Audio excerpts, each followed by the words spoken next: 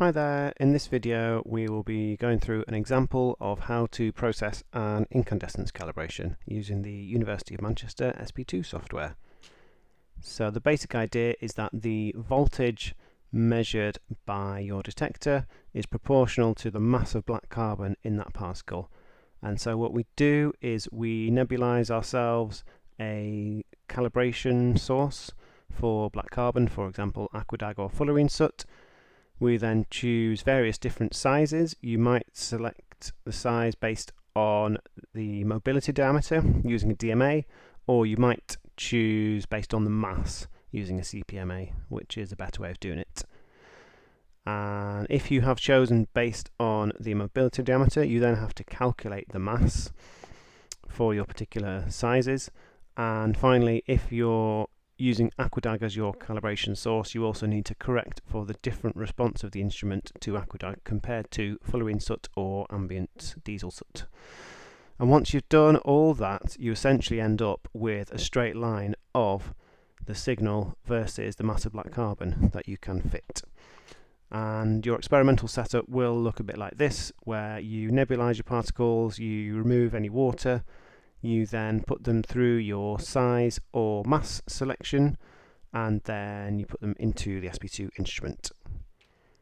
So I've loaded up IGOR here, and I'm going to load up the SP2 toolkit. And we click compile and go up to the top here and click yes. And I want to load up a single file. I'm just going to check my notes. I said 004 is 300 nanometer Aquadag. So let's click load, and I'll browse to the folder in which my files are located. Load up X004, the XLS file. And that's loading, and now I'm going to click filter, and then you can click this button. And so this panel has a few things on it. These ones on the right hand side, you don't use them for anything in particular, but the ones on the left hand side are histograms from the broadband detector. You've got the high gain and the low gain, and the narrowband detector, and you've got the high gain and the low gain. Now typically you would be interested just in the broadband detector, this channel 1, and so the idea here, similar to what we did in the PSL calibration, is we're interested in what is the peak height, or rather the peak position for these distributions. So if you're going to do it quickly, you just take these little markers here and you would drag this one to this one. This is a high gain, and you look at the X position and say, well, it's 42,270. There you go. Or you could do the low gain, and that is 4,227. So that's exactly 10 times less, because that's how the different gain stages are spaced apart. So that's the very quick way of doing it. If you wanted to do it properly, which you would do, so the quick way you would do if you're in the field and you just wanted one number to put into the SP2 toolkit to have a rough guess at what's going on at your concentrations. But if you're doing it after the fact, then you would replot these distributions with a higher resolution of the bins. So if we zoom in on this one and we have a look at how these bins are spaced apart, and we're just moving point by point here, you can see there's quite a big difference in the different bins point by point. So you haven't really got the resolution to properly work out what the peak position is here. So we have to replot this distribution and fit it properly. And so what we're going to do is we're going to go in the data browser to the pure incand particles folder, and now we go analysis histogram, and we need to make a histogram of pure incand peak. And let's try these bin settings, 1000, 0, 25. Make sure bin centered X values is on, and let's see that. And it looks like our bins are not big enough. So let's try a bin width of 100 and see what that gets us. Right, there we go. So we have now replotted this distribution. So pure incand peak is the signal from the broadband channel 1 incandescent detector. That's our main measurement of incandescent particles. It's the high gain as well. So what we see here, we've got the main peak from our 300 nanometer Aquadag. We've got this spike here for saturation, and then these ones just at low end. I don't think it's noise, I think it's real particles that are getting through somehow, getting through the DMA maybe. But we're interested in this peak, and so what we do is we press Control and I, we drag these pointers onto this peak, and then we go right click, quick fit, Gauss, and that's now fit a Gaussian distribution. And the bit we're interested in is this X0, that's the peak center. So what we would do for this calibration, the flight number was C032, so that was just our experiment. So I'm going to put C032, 300 nanometer Aquadag, high gain, because that's the high gain incandescence detector. And what I'm going to do is I'm going to press Windows, Shift and S, and that brings up this screen cutter tool. I'm just going to drag a box around it and take a screenshot of that. And now I'm going to go into my notes, make a new thing in OneNote, which is C032 Aquadag, let's call it, and just put this screenshot here. So now you've got a record of your fit that you've done. In fact, what I'm going to do, I'm going to make that look a bit nicer. So this fit, I'm going to make it stand out a bit more. So there you can see the fit line. I'm going to take that screenshot again.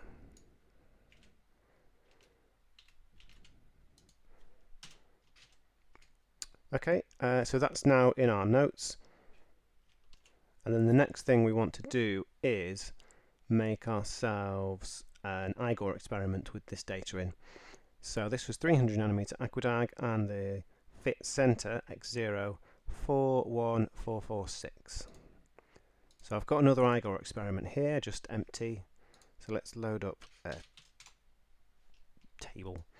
And so I'm going to put in 300 and what was it? 41446. 41446. And we can just select these, rename. So this is the diameter, and this one was channel 1 high gain. And what we're going to do then is go through various different sizes, keep filling in this, and then you've got the record of all the signals for all the different sizes. So I'll just show an example of another size. So we would go discard, check our notes. What was the next one? It was 200 nanometer Aquadag, which is X005.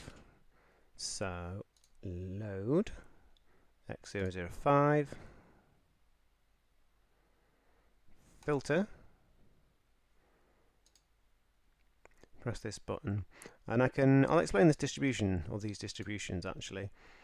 So this is not just showing one size of particle, this is showing multiple peaks, and you can see it best in the low gain detector actually, this one. So this is our singly charged 200 nanometer Aquadag.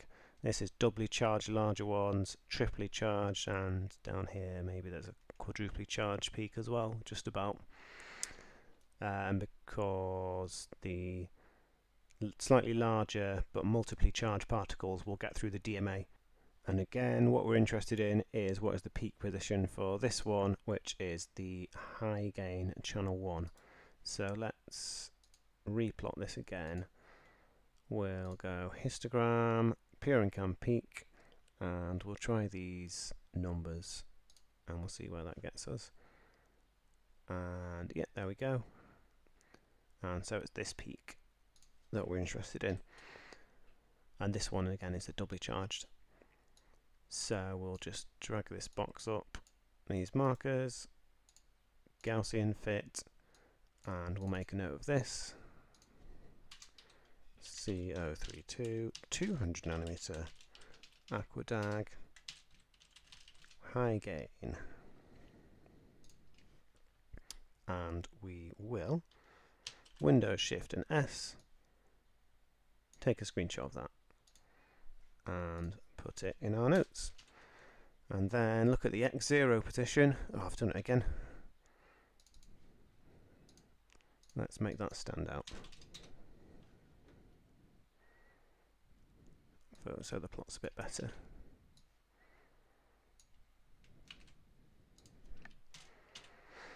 And now let's look at the X0 position, 10305, and we'll put that in our other Igor experiment. So this is 200 nanometer Aquadag 10305. So I'll just pause the video while I've run off a couple more sizes there, and I'm going to show you one last size. This file 008, which was 350 nanometer Aquadag. So I've just loaded that, filter, and the reason I want to show you this one is because if we look at these distributions, you see a nice distribution on the low gain detector, and on the high gain you get this weird sort of blob spike because most of the particles are saturating the detector. You've got the start of a Gaussian and then it hits a wall and you can't do any more. So I'll show you that just in more detail by making this histogram, and what we see here is the start of a Gaussian, maybe almost half a Gaussian there, but you've not quite got the peak, so you don't quite know where the peak position is, so you can't really fit that. And so what we do instead, we need to fit to the low gain detector. So rather than Purincan peak, we do Purincan peak LG, and I'm going to make this 25 for the bin width and see how that does. And there we've got a nice distribution. I'm not really sure what that is, but this is our 350 nanometer anyway. So let's fit that. And let's make that stand out. So this was C032, 350 nanometer Aquadag low gain, just so we're not confused. Put that in our notes, and then we know that the difference between the high gain and the low gain is exactly a factor of 10. So this X0, 6086.8, we'll just multiply it by 10 when we put it in.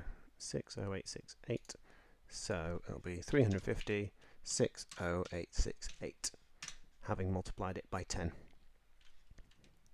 So now, because we used DMA to choose the particles by diameter, we need to work out what the mass is of those particles at that particular diameter. If you were mass selecting, then you wouldn't need to do this step. So we're going to load up the SP2 toolkit in this experiment, and you have to go into the code here. There's a function which is mob2mass, and what this does is it takes a wave of mobility diameter, for example this one, and it gives you a wave of the mass of those particles. Now you need to, so you give it mob wave, which is this diameter in this case. You also need to give it a flag to tell it which relationship to use, because different types of particles have different relationship between mass and mobility diameter, and these fits are polynomial fits to that relationship. And if you want to know where they come from this paper here by Martin Giesel et al. And if you go down, so what they did was they size selected using DMA and then measured the mass of the particles coming out, and they did some various fits, polynomial fits. So these numbers in the polynomial fits, these are different polynomial coefficients. These numbers go into this function in the SP2 toolkit. So we've got one for Aquadag, so if you put in flag equals 1, then it's Aquadag, and then flag equals 0 or 2 are different batches of fullerene. And we want to do Aquadag, so we're going to use flag equals 1. So let's put that into, I've copied that into the command line. Our mob wave, mobility wave, is called diameter, this one up here, and then we're going to put a flag of 1. And now if we go back into the data browser, we will see mass from mob. So I'm just going to append to table, and this gives you the mass of these particles with these diameters. And we now have enough information for us to plot a straight line. So we go into the command line here and go display channel 1 high gain versus mass from mob, and we see what's going on here. This isn't quite a straight line, is it? What have I done here? Let me look. Oh, that's it. So I've put the wrong size in there. So this is why you do this straight line plot, because it gives you a sanity check. If you don't get a straight line versus mass, you know you've done something wrong. So I've put in the wrong diameter in this box. That's actually 250, wasn't it? So let's rerun this function, recalculate the mass, and there we go. That's a nice straight line. So that's better. And what we can do is I'll just make it so the axes go to 0. So to do the straight line fit, I'm going to go analysis, curve fitting, and pick out the waves that I am plotting. And what I'm going to do is I'm going to fix it so that this fit goes through 0. So this is the equation of the line a plus bx, y equals a plus bx. So we're going to set our offset a, we're going to hold it at 0. And the reason is, if you have a particle with 0 mass, you must get 0 signal. The signal from the detector has its baseline subtracted, so you must get 0 signal. So we're going to fit through 0. And we then have a calibration slope. However, if you really want to do it properly, then you want to do an ODR fit. Now, ODR stands for orthogonal distance regression. If you're into your straight line regressions, then obviously you'll know what I'm talking about, but if not, essentially, if you do a normal straight line fit, then what it tries to do is to minimize the distance between the line and the data point just in terms of the y-axis. And if you do an ODR fit, then it tries to minimize both the y and also the x, so it's just a better fit.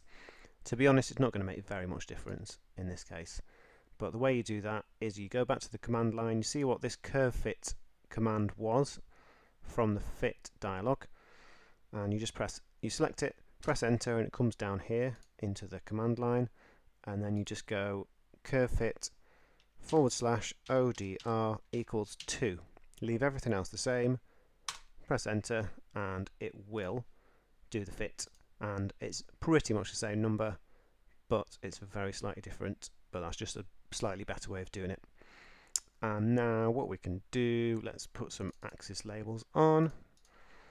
Channel 1 high gain versus Aquadag mass, femtograms, and we can take a screenshot of that and put it in our notes. Now the final part of this calibration, to get the actual number you put into the panel on the SP2 toolkit, is to take the inverse of this slope, so 1 divided by the slope. So if it's fullerene soot, then it is 1 divided by the slope. If it's Aquadag, if you remember we said the instrument responds slightly differently to Aquadag compared to how it does to both fullerene soot and ambient soot. So we've got this empirical factor of 0.75. So make sure you get your brackets in the right place, but you do this calculation instead. And if you want to know where this factor of 0.75 comes from, then you need to read this paper. And what they did, or what we did as I was there and part of the experiment, was We ran 6 different SP2s on the same sample line, and amongst various other things nebulized different sizes of Aquadag and fullerene. And what we found was that we know that the fullerene and Aquadag respond differently in the SP2, and we found for particles of 8.9 femtograms in terms of mass, the ratio between the Aquadag and fullerene signals was a ratio of 1.34, or 1 over 1.34 is 0.75. So that's where that number comes from. And if you want to know more, just read the paper. 8.9 femtograms, by the way, is a 300 nanometer Aquadag particle. So if you were just doing a single point calibration, then you should make it 300 nanometers.